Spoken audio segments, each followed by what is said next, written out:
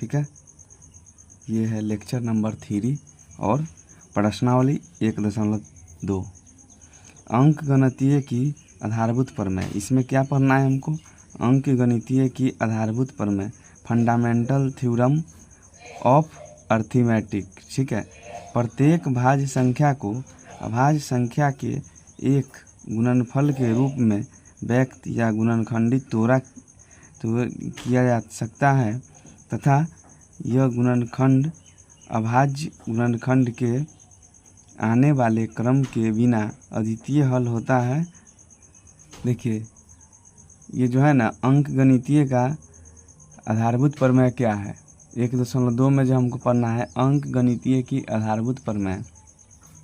ठीक है, इसमें पढ़ना है कि प्रत्येक भाज्य संख्या को क्या करेंगे? अभाज्य संख्या के गुणनफल के रूप में गुणनखंड में जो तोड़ा जाता है, अभाज्य गुणनखंड में जो तोड़ा जाता है उसे क्या कहते हैं? अभाज्य गुणनखंड के आने वाले क्रम के बिना अद्वितीय, मतलब कि इसके अतिरिक्त और कोई नहीं। क्या? इसके अतिरिक्त कोई नहीं। इसको क्या कहते हैं? अंक गणितीय की आधारभूत प्रमेय कहते हैं। अद्वितीय का मतलब होता है कि इसके अलावा और कोई दूसरा तरीका नहीं है। ठीक है, अद्वितीय का मतलब क्या होता है? इसके अलावा कोई दूसरा तरीका नहीं है। ठीक है, जैसे देखिए यहाँ पर 40 को हम तोड़ेंगे। ठीक, जैसे 40 को अगर तोड़ें तो कैसे तोड़ सकते हैं? 2 गुने 5 गुने 4 ऐसे जो है तोड़ सकते हैं। ठीक है, ऐसे तोड़ सकते हैं। लेकिन ये 4 जो देख रहे हैं आप, 4 क्या है? एक भाज्य संख्या है। लेकिन हमको जो है ना इसमें जो है क्या आना चाहिए? अभाज्य संख्या ही आना चाहिए। 40 को हम एक तरह से ऐसे तोड़ सकते हैं। देखिए 2 गुने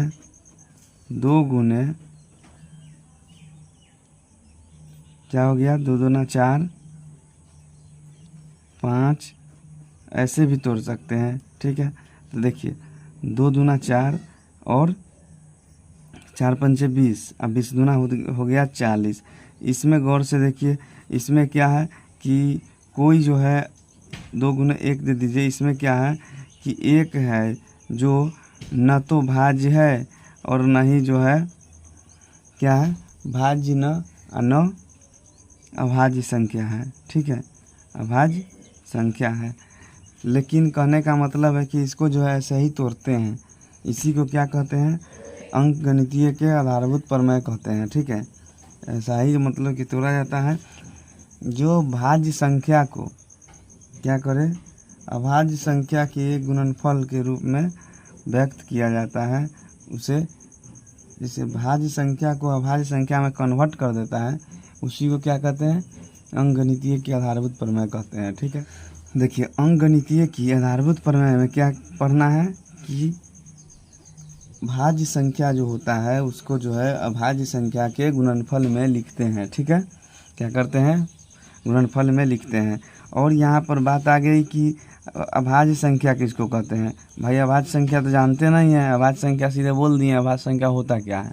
ठीक है, अभाज्य संख्या का इंग्लिश होता है प्राइम नंबर। क्या होता है?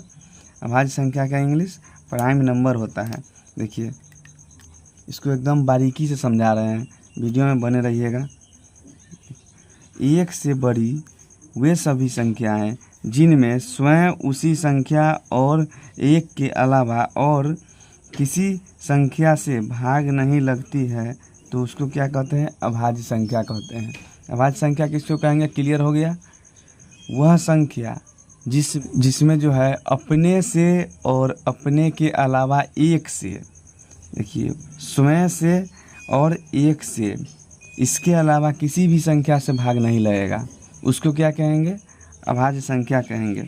देखिए एग्जाम्पल में क्या है, जैसे 5 है। ठीक है, 5 में लगाइए भाग। 5 में जो है 5 से लग सकता है तो कितना मरतबा में कटेगा? ये 1 मरतबा में कटा। 5 को जो है 1 से लगा सकते हैं। ठीक है, तो कितना आ जाएगा? 5 इकाई 5 आ जाएगा। कहने का मतलब है, और इसको जो है हम क्या करेंगे? भाज्य संख्या इसी को बोलते हैं। ठीक है, जो अपने से अलावा किसी से और दूसरे से भाग नहीं लगे। जैसे एग्जाम्पल में और एक ले लीजिए, एग्जाम्पल एक और लीजिए, 7 है। इसमें क्या है कि 2 से अगर लगाएंगे भाग नहीं लगेगा ना, ठीक है।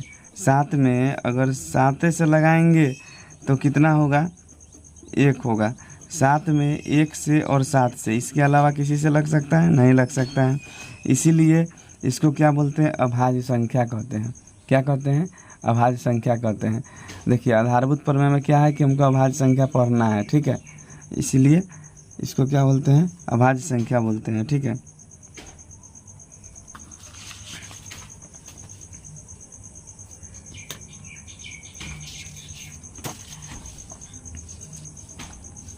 भाज्य संख्या किसको कहते हैं, भाज्य संख्या कंपोजिट नंबर, इसका इंग्लिश होता है कंपोजिट नंबर। देखिए 1 से बड़ी वे सभी संख्याएं जिनमें अपने और 1 के अतिरिक्त कम से कम एक और संख्या से भाग लग सके तो वह संख्या क्या कहलाता है, भाज्य संख्या कहलाता है, ठीक है। अभी क्या पढ़ रहे हैं, अभाज्य संख्या। अभाज्य संख्या में क्या होता है कि अपने से अलावा और किसी से भाग नहीं लगता है, लेकिन भाज्य संख्या में क्या होता है कि अपने के अतिरिक्त और सभी से भाग लगता है। इसका एग्जाम्पल सब क्या होता है, देखिए अभाज्य संख्या और भाज्य संख्या। भाज्य संख्या का जो है, भाज्य संख्या कौन कौन होता है, भाज्य संख्या होगा, देखिए शुरू करते हैं प्राकृतिक संख्या से लेकर के, ठीक है। 3 नहीं होगा, 4 होगा, 5 नहीं होगा, 6 होगा, 7 नहीं होगा, 8 होगा, 9 होगा और 10 होगा, 12 होगा, 14 होगा, 15 होगा, 16 होगा। ये सब क्या है, इन्फिनाइट तक, अनंत तक, ठीक है। ये सब क्या है कि ये जो है भाज्य संख्या है। क्या है, भाज्य संख्या है, ठीक है। अब कहिएगा कि एक सर क्या है, एक न तो भाज्य है और न जो है अभाज्य है। क्या है, न भाज्य है और न अभाज्य है। ये हो गया क्या, इसको क्या बोलते हैं, भाज्य संख्या बोलते हैं, भाज्य संख्या, ठीक है। ये संख्या सब हो गया भाज्य संख्या। देखिए इस समय अगर 4 में लगाइएगा भाग तो क्या होगा कि 2 से भी कटेगा 4, ठीक है। 2 से भी लगाएंगे भाग लग जाएगा, इसमें 4 से भी लगाएंगे भाग लग जाएगा, लग जाएगा ना। तो कितना मरतब में, 4 मरतब में। इसमें 1 से भी लगाएंगे 4 में भाग तो लग जाएगा, कट जाएगा पूरा पूरा। इसी को क्या बोलते हैं, 1 से भी लगाएंगे तो क्या होगा कि लग जाएगा, तो इसी को क्या बोलते हैं, भाज्य संख्या बोलते हैं। जैसे 6 में लगाएंगे, देखिए 6 का, 6 में 6 से लगाएंगे, ठीक है, तो कितना हो जाएगा, 6, 1 मरतब में कटेगा, ठीक है। 6 में 2 से भी लग सकता है, 3 से भी लग सकता है।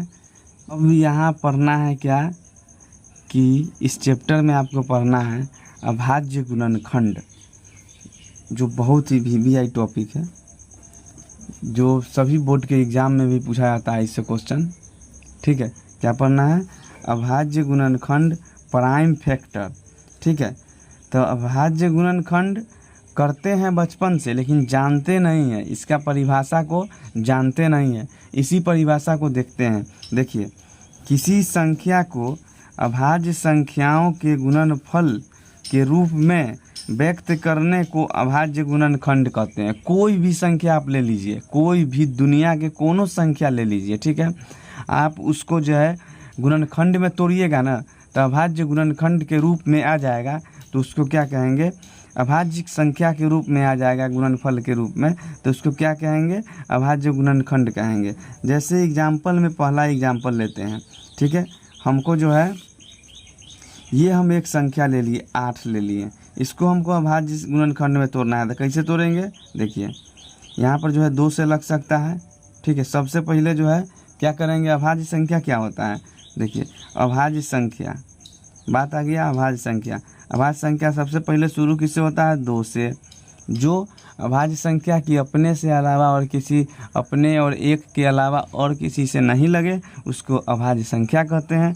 जो शुरू होता है 2 से होता है शुरू, 3, उस 3 से बड़ा हो गया 5, 5 से बड़ा हो गया 7, 7 से बड़ा हो गया 8, 9, 10, 11, ठीक है। डॉट डॉट डॉट डॉट जाते रहता है, ठीक है। उसमें क्या करेंगे, सबसे पहले जो है 2 से लगाना है। क्यों 2 से लगाते हैं, इसका रीज़न देखिए। 2 सबसे पहले जो है अभाज्य संख्या आता है और सबसे छोटा सबसे पहला अभाज्य संख्या कौन है? 2 है। तो हमको लगाना किससे है? अभाज्य संख्या से ही लगाना है। अभाज्य संख्या से लगाएंगे क्योंकि हमको कोई भी संख्या को क्या करना है? अभाज्य संख्या के गुणनफल में व्यक्त करना है, बदलना है। तो क्या करेंगे कि पहले जो है अभाज्य संख्या से लगाएंगे, ठीक है। तो 2 से लगाएं, 2 से लगाएंगे तो इसमें क्या होगा? 2 चौका 8, ठीक है। फिर जो है 2 से लगाएंगे इसमें तो कितना हो जाएगा? देखिए 2 दूना 4 होगा ना, 2 दूना 4, ठीक है। फिर जो है यहाँ पर 1 से लगेगा ना, 1 से लगेगा, यहाँ पर 2 से लग सकता है, 2 से लग सकता है, तो यहाँ पर हो जाएगा 1, ठीक है। तो इसको लिखेंगे कैसे? 2 गुने 2 गुने 2 गुने 1। गौर से देखिए, गौर से देखिए, इसमें कोई आपको भाज्य संख्या मिल रहा है क्या जिसमें जो है अपने से और 1 के अलावा किसी और संख्या से भाग लगे? ऐसा तो नहीं मिल रहा है। 1 है तो 1 क्या है? 1 तो न भाज्य है, क्या है? न भाज्य और न अभाज्य। इसको क्या बोलते हैं? न अभाज्य और न भाज्य 1 को, ठीक है। 2 देखिए सबसे छोटा अभाज्य संख्या है। 2 देखिए सबसे छोटा अभाज्य संख्या है। 2 देखिए सबसे छोटा अभाज्य संख्या है कि नहीं? और जो होता है ना कि कोई भी संख्या के अभाज्य गुणनफल, इसको क्या बोलते हैं? ये गुणा में है, इसको क्या बोलते हैं? अभाज्य गुणनफल होगा, ठीक है। गुणनफल के रूप में लिखें। और अभाज्य गुणनफल जो होता है, जो क्या होता है कि जो संख्या दिया रहता है ना उसके बराबर हो जाता है। अब इसको गुना कीजिए, देखिए 2 गुने 2 गुने 2 गुने 1 बराबर कितना हो गया? 8 हो गया। हो गया ना 8? कहने का मतलब है कि 2 दूना 4, 4 दूना 8 और 8 इकाई 8, कितना हो गया? 8 हो गया, ठीक है। ठीक है। एलसीएम का फुल फॉर्म क्या आता है? लोएस्ट कॉमन मल्टीपल, ठीक है, जिसको बोलते हैं लघुत्तम समापवर्तक, लघुत्तम समापवर्तक, ठीक है। एलसीएम, ठीक है। अभाज्य गुणनखंड द्वारा अभी जो निकाले हैं, अभी जो देखे हैं, क्या देखे हैं कि अभाज्य गुणनखंड क्या होता है। अब अभाज्य गुणनखंड का प्रयोग करके हमको एलसीएम बनाना है। तो एलसीएम बनाने के लिए क्या करते हैं? सर्वप्रथम लाइन को जो लिखे हुए हैं इसको देखिए गौर से और समझिए। सर्वप्रथम दी गई संख्या को में गुणनखंडों के रूप में व्यक्त करेंगे। सबसे पहले कोई संख्या अगर दिया रहेगा तो उसको क्या करेंगे? अभाज्य गुणनखंड के रूप में तोड़ लेंगे। क्या करेंगे? अभाज्य गुणनखंड के रूप में तोड़ लेंगे, ठीक है। उसके बाद क्या करना है? सभी अभाज्य गुणनखंड में सबसे बड़ी घातांकों या डिग्री वाला को लेंगे। सबसे दी हुई संख्या में उभयनिष्ठ कॉमन दिखें।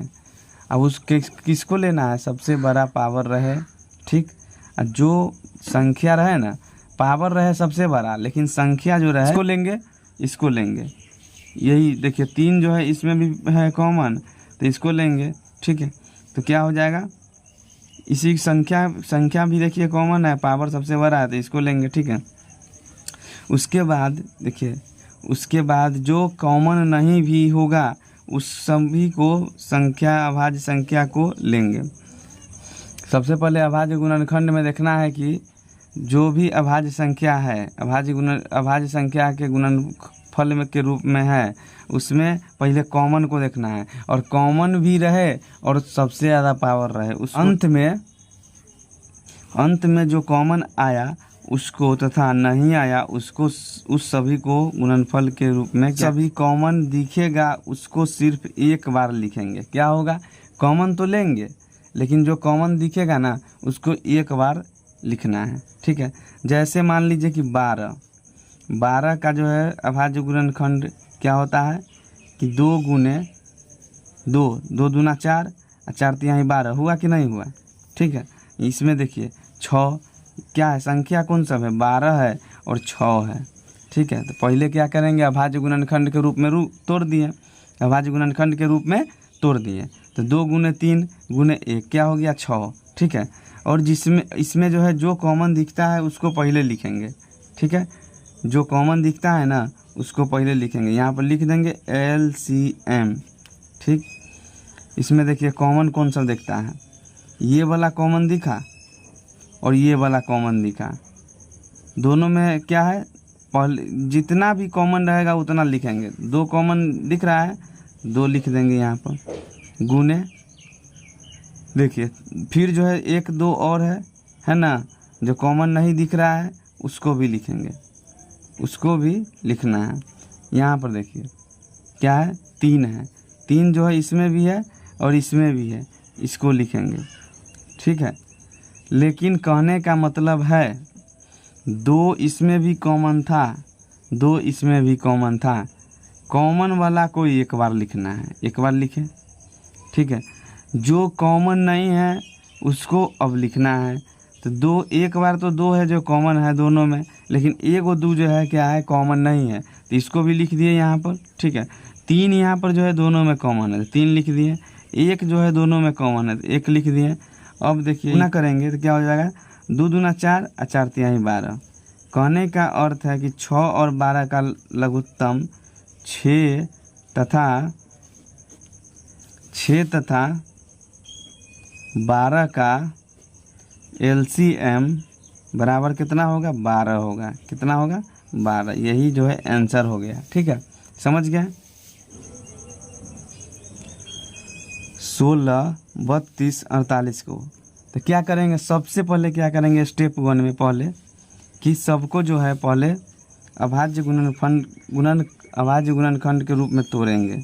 16 को अगर तोड़ेंगे तो देखिए 16 को ऐसे तोड़ लीजिए, 2 कितना होगा 8, फिर जो है 2 कितना होगा 4, फिर जो है 2 से लगेगा कितना हो जाएगा, 2 हो जाएगा। और 2 जो है अभाज्य संख्या है, इसीलिए इससे ज़्यादा लिखना अच्छा नहीं है, ठीक है। तो इसको अब जो है लिख दीजिए, 2 गुने 2 गुने 2 गुने 2 बराबर कितना हो गया, बराबर 16। 32 का देखिए 32 को तोड़ेंगे तो 2 कितना हो जाएगा 16, 16 दूना 32, 2 से फिर लगेगा 8, 8 दूना 16, फिर 2 से 4 दूना 8, ठीक है। फिर 2 से कितना हो जाएगा 2, यहाँ पर हो जाएगा 2 से अगर लगाएंगे तो कितना हो जाएगा 1, इसको लिख लीजिए। 2 गुने 2 गुने कितना है, 2 गुने 2, ठीक है। 1 2 3 4 5, 1 2 3 4 1 5, ठीक है। यहाँ पर लिख दिए, 1 लिख दिए, कितना हो गया 32 के हुआ, बराबर ही आता है, ठीक है। गुणनफल अभाज्य गुणनखंड जो होता है अभाज्य गुणनफल के बराबर होता है, ठीक है। अब देखिए अब 48 को तोड़ते हैं। 48 को अगर तोड़ते हैं तो क्या होगा, 2 से इसमें सबसे पहले लगाएंगे, ठीक है, तो क्या होगा 24 हो जाएगा। फिर जो है 2 से लगाएंगे 12 हो गया, फिर 2 से लगाएंगे 6 हो गया, फिर 2 से लगाएंगे 3 हो जाएगा। 3 जो है एक अभाज्य संख्या, इसीलिए यहीं पर जो है स्टॉप कर देंगे। तो इसको लिखेंगे 2 गुने 2 गुने 2 गुने 2, ठीक है, और 3 बराबर कितना हो गया 48। में से देखिए 1 2 इसमें, 1 2 इसमें, 1 2 इसमें, ठीक है। तो कितना हो गया, यहाँ पर लिख देंगे, LCM हम बना रहे हैं ना, तो यहाँ सब जो है कॉमन है, तीनों में कॉमन है 2, ठीक है। ये 2 से जो है ये 2 इसमें भी कॉमन, तो लिख देंगे, ठीक है। और उसके बाद अब देखेंगे कि देखिए ये 2 से इसमें भी कॉमन है और इसमें भी कॉमन है, ठीक है। तो यहाँ पर लिख देंगे क्या 2, ये 2 से इसमें भी कॉमन है, इसमें भी कॉमन है, तो लिख देंगे क्या 2, ठीक है। और जो है और इसके अलावा और कोई कॉमन नहीं है, तो ये 2 एक बच गया, तो इसको भी लिखेंगे, जो कॉमन रहे या न रहे उसको भी लिख देते हैं, ठीक है। तो कितना हो जाएगा 2 गुने 2, 2 दूना 4, 4 दूना 8, 8 दूना 16, 16 दूना 32, अब 32 तिहाई कितना हो गया 32 गुने 3, ठीक है। LCM कितना आएगा 16 32 48 का LCM कितना आएगा 96 आएगा LCM, ठीक है, 96, ठीक है, समझ में आया। और एक और जो तरीका, जो एक और इसमें नियम था क्या, कि जैसे तीनों में सबसे ज़्यादा पावर किसका है, सबसे ज़्यादा पावर 2 का, देखिए 2 का पावर सबसे ज़्यादा देखेंगे क्या है, LCM। ठीक, 2 का पावर देखिए सबसे ज़्यादा कितना है, 5 है। यहाँ पर लिख देंगे 5, है ना, 1 2 3 4 5 है, इसको लिख देंगे 2 के पावर 5 गुने यहाँ पर। उसके बाद देखिए 3 बचा, तो क्या करेंगे, 2 के पावर 5 कितना होता है, 32 होता है, गुने 3 बराबर कितना हो गया, 96। इसको 2 तरीक़ा से बना सकते हैं। ठीक है, अभाज्य गुणनखंड विधि से बनाने। अब क्या देखेंगे कि HCF अभाज्य गुणनखंड विधि से कैसे बनाते हैं। ठीक है, जो कि 1.2 में सारा क्वेश्चन HCF और LCM से ही रिलेटेड है। ठीक, HCF का मतलब होता है highest common factor, highest common factor. ठीक है, अभाज्य गुणनखंड द्वारा क्या निकालना है, HCF जो है अभाज्य गुणनखंड द्वारा निकालना है HCF। और इसका मतलब हिंदी होता है महत्तम समावर्तक, महत्तम समापवर्तक। ठीक है, महत्तम समापवर्तक होता है। ठीक, इसको कैसे बनाते हैं, अभाज्य गुणनखंड विधि द्वारा। ऐसे तो यूक्लिड विभाजन के द्वारा जान गए हैं 1.1 में जो पढ़े हैं, यूक्लिड एल्गोरिथम विधि द्वारा, भाग विधि द्वारा जानते हैं HCF। लेकिन अभाज्य गुणनखंड विधि द्वारा कैसे जानते हैं, कैसे बनाते हैं, सो देखिए। सर्वप्रथम दी गई प्रत्येक संख्या को अभाज्य गुणनखंड के गुणनफल के रूप में लिखेंगे। LCM में भी गुणनफल के रूप में लिखते हैं, HCF में भी गुणनफल के रूप में, अभाज्य गुणनखंड के रूप में लिखते हैं। सबसे पहले अभाज्य गुणनखंड के रूप में तोड़ते हैं। ठीक है, उसके बाद अभाज्य गुणनखंडों के गुणनफल में जिस अभाज्य संख्या का घात डिग्री सबसे छोटा होगा उसे HCF कहते हैं। समझ में आया। देखिए, अभाज्य गुणनखंड तोड़ेंगे, उसके बाद क्या होगा कि जो सबसे छोटा होगा ना जिसका पावर, और जो कॉमन होगा उसी को क्या कहते हैं, अभाज्य गुणनखंड विधि द्वारा HCF कहते हैं। ठीक है, जैसे एग्जाम्पल से समझते हैं। 8 है, 36 है, 72 है। ठीक है, तो बारी बारी से पहले अभाज्य गुणनखंड विधि द्वारा इसको तोड़िए। 8 को तोड़ेंगे तो कितना हो जाएगा, 2 से लगेगा तो कितना, 4, फिर जो है 2 से लगेगा तो कितना हो गया, 2। ठीक, तो इसको स्टॉप कर दिए। 2 गुने 2 गुने 2 बराबर कितना हो गया, 8। ठीक, यहाँ पर अब जो है 36 को तोड़ेंगे तो 2 गुने यहाँ पर हो जाएगा 18 दूना 36, फिर जो है 2 से, तो 18 के आधा कितना हो गया, 9। फिर जो है इसमें लगेगा 3 से, 3 तिहाई 9, इसको लिख देंगे 2 गुने 2 गुने 3 गुने 3।